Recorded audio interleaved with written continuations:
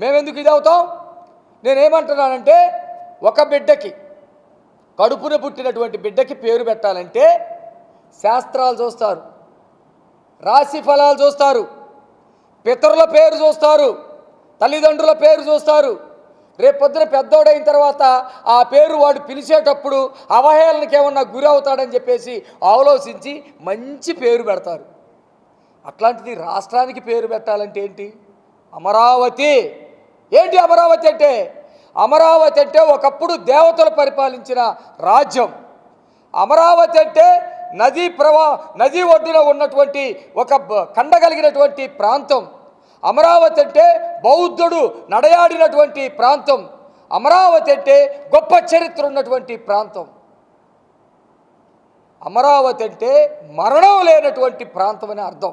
ఇన్ని రకాలుగా అన్నీ చూసి చంద్రబాబు నాయుడు గారు టెక్నికల్గా, భౌగోళికంగా రాష్ట్రం నడిమధ్యలో ఉండేటట్టుగా చూసి పెట్టారు. అందుకనే కొన్ని చిన్న చిన్న కష్టాలు వచ్చినా నిలదొక్కుకొని ఈరోజు బ్రహ్మాండంగా వెలుగొందుతూ ఉంది.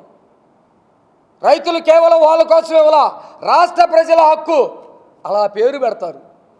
ఏందో మచిలీపట్నం నుంచి విజయవాడకు వచ్చి, విజయవాడ నుంచి గుంటూరుకు వస్తే మచిలీపట్నంలో ఎంఏ, విజయవాడలో విఐ, గుంటూరులో జియుఎన్, మావిగన్ అని పెట్టంటాడు. అంటే మెంటలో పేరుకు ఒక అర్థం లేదు, ఒక పరమార్థం లేదు, ఒక వాస్తు లేదు, ఒక సిద్ధాంతం లేదు. ఇదా పెట్టేది? అందుకనే నేను ఒకటి పెడదాం అనుకుంటున్నా. జగన్ పేరు రాష్ట్రం పేరు కాదు. జగన్కి వాళ్ళ అమ్మా బాబులు జగన్ అని ఎందుకు పెట్టారో నాకు తెలీదు. జగన్ అని ఎందుకు పెట్టారో నాకైతే తెలీదు. వాళ్ళ తాత ముత్తాతలు ఎవరన్నా ఉన్నారో ఏదో తెలీదు, లేకపోతే మెంటల్ గార్డ్ అవుతాడని పెట్టారేమో. నేను ఈ పేరు పెడుతున్నా జగన్కి. హెలికాప్టర్ స్పెల్లింగ్ వచ్చి HELICOPETR, హెలికాప్టర్. హెలికాప్టర్లో 2 అక్షరాలు HE. గొడ్డలి GODDALI, గొడ్డలి. గొడ్డల్లో జీవో. అట్లాగే విజయమ్మ, VIJAYAMMA, విజయమ్మ. వాటిలో VI. తర్వాత షర్మిల, SHARMILA, షర్మిల. షర్మిలలో అతను కూడా గుంటూరులో 3 పేర్లు తీసుకున్నాడు, 3 అక్షరాలు. అందుకని షా, SHA అంటే హిగో విషా. దీనికి అర్థమే ఉండదు. జగన్ పేరు ఈ రోజు నుంచి మార్చుకోమనండి. ఏమని? హిగో విషా. ఏం గుర్తుకు రావాలి? హెలికాప్టర్లో తండ్రిని లేపేసింది,